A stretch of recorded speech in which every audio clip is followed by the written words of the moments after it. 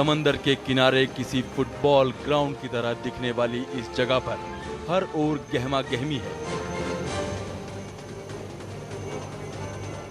रंग बिरंगे झंडे और सब कुछ चाक चौबंद। हर चीज का जायजा लेते हुए नौसेना के अफसर, ताकि एयरक्राफ्ट कैरियर के लॉन्च में कोई कमी न रह जाए।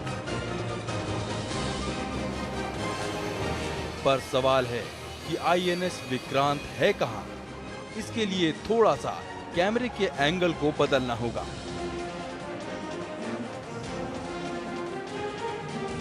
अभी तक आप आईएनएस विक्रांत के डेक पर ही थे, जो सागर की सतह से किसी बहुमंजिला इमारत सा दिखता है।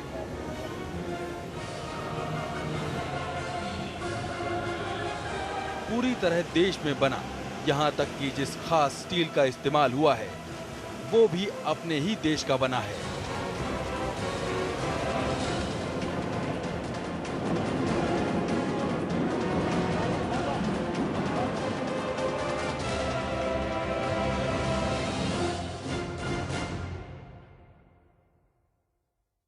आईएनएस विक्रांत अभी तक इस नाम की पहचान देश के पहले एयरक्राफ्ट कैरियर के तौर पर रही है, लेकिन अब एक बार फिर से ये सुर्खियों में है।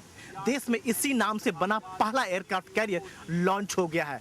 एक खास तरह के फौलाद से कोचिन शिपयार्ड में बना ये युद्धपोत 2018 तक भारतीय बेड़े में शामिल हो पाएगा।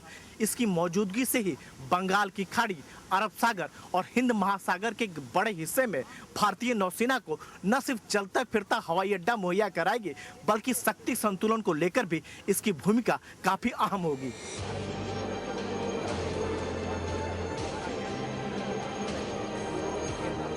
आईएनएस विक्रांत, आप चाहें तो इसे 16 साल बाद हुआ पुनर्जन्म कह सकते हैं।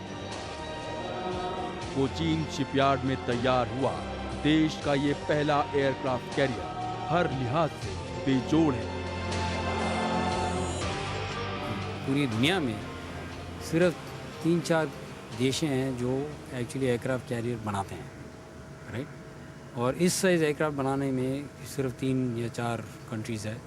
यूएसए, रशिया, फ्रांस, 3 बना है और ब्रिटेन अभी बना रहे हैं। तो हम चौथा बोल सकते हैं या 5वां। सिर्फ 4-5 देश हैं जो इतना बड़ा एयरक्राफ्ट कैरियर बनाने के लिए चैलेंज किया है। 37,500 टन वजन का आईएनएस विक्रांत न सिर्फ अपनी सुरक्षा करेगा, बल्कि वक्त आने पर दुश्मन को जमींदोज भी करेगा। अगर ये एक बार समंदर में उतर जाए तो अगले 45 दिनों तक रसद और ईंधन की जरूरत नहीं होगी। फिर भी 1500 नौसैनिकों समेत इस चलते फिरते शहर को ईंधन की कमी खलेगी तो टैंकर से और ईंधन भी ले लेगा। स्टीम पे चलते थे, ये शिप जीटी पे चलने वाला। जो जीटी शिप्स होते हैं वो स्टार्ट करने में बहुत कम टाइम लगता है, उनकी मनूवरेबिलिटी ज़्यादा होती है, तो ज़रूर शिप एक पावरफुल शिप होगी। करीब 62 मीटर चौड़े और 4 हेक्टेयर के दायरे वाले इस 14 मंजिले जहाज में कुल 2300 कंपार्टमेंट होंगे। इसमें 2700 किलोमीटर केबल का इस्तेमाल हुआ है, जो कोच्चि को दिल्ली से जोड़ सकते हैं। रनवे की लंबाई भी काफी है, जिससे जहाज टेक ऑफ और लैंड कर सके। ये आईएनएस विक्रांत का डेक है, जहां से फाइटर और हेलीकॉप्टर फ्लाई करेंगे। कितना बड़ा है इसका अंदाजा इसी बात से लगाया जा सकता है कि ये 260 मीटर लंबा है और दुनिया का सबसे तेज धावक अगर इसे दौड़ता है तो उसे भी कम से कम 30 सेकंड इसे पूरा करने में लगेंगे।